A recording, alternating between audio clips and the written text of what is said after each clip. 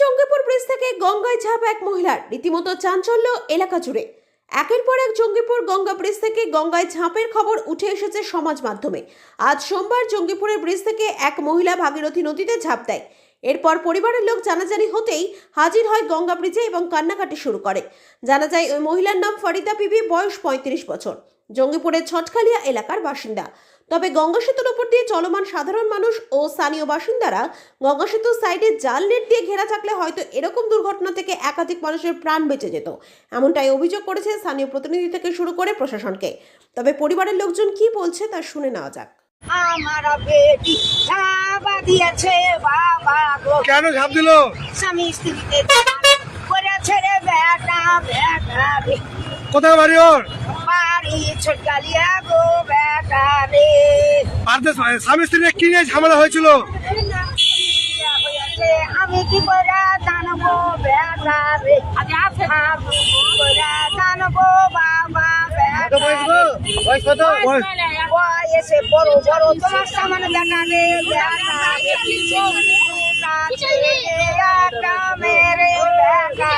কি নাম? ফরিদা বিবি বেটা বেটা রে।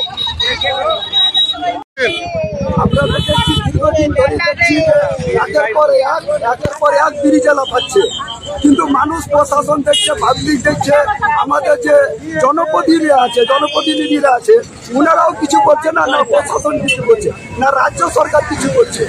এটা নিয়ে তো বিড়ম্বনা করছে। কোনো মায়ের কোল খালি হয়ে যাচ্ছে, কোনো স্বামীর স্ত্রী চলে যাচ্ছে, কোনো বাবার মেয়ে চলে যাচ্ছে, বা কোনো বাবার সেই পাড়ার লোকজন সব অসুস্থ হয়ে পড়ে যাচ্ছে একের পর এক। তাহলে সাধারণ মানুষের তো চলা মানে দায় হয়ে যাবে। কোনো কিছু হচ্ছে, বাবা মা কিছু বলছে না বলছে, সঙ্গে সঙ্গে ঝাঁপ দিয়ে দিচ্ছে। তাহলে আমাদের যে প্রশাসক, আমাদের যে এমএলএ এমপি, আমাদের যে জনপ্রতিনিধি, আমাদের যে মন্ত্রীরা, ওনারা কি করছে? তো আমরা তো অনেক বাইরে দেখেছি যে দুপাশ ব্রিজ বেশিরভাগই ঘেরা থাকে। তারা রেল স্টেশনগুলো কেন ঘেরা থাকে? যাতে আত্মহত্যা না করতে পারে সেই জন্যই তো থাকে। তাহলে এগুলো কেন থাকছে না? কার গাফলতি? কাউরি গাফলতির জন্য কোনো বাবা মা বোন ভাই চলে যাচ্ছে, তো একের পর এক হচ্ছে।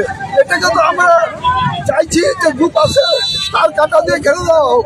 যতটা ব্রিজ আছে, ভাগীরথী নদী আছে, ততটা অব্দি ঘেরা হোক। তারপর তো আর কিছু হবে না, মানুষ তো জানটা দিতে পারবে না। আজকাল প্রায় সংসার অশান্তি হয়, অশান্তির কারণে জাল দিয়ে দিচ্ছে, একের পর এক হচ্ছে।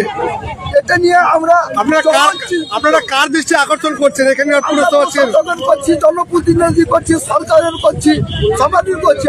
আমরা সাধারণ লোক চাই যে ব্রিজের দুপাশ ঘেরা হোক, তার কাটায়।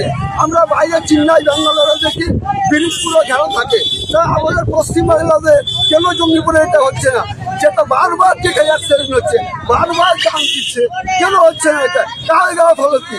পূর্ণকে গাফলতি লেগে একের পর এক অ্যাক্সিডেন্ট করছে, এটা কে দায় নেবে?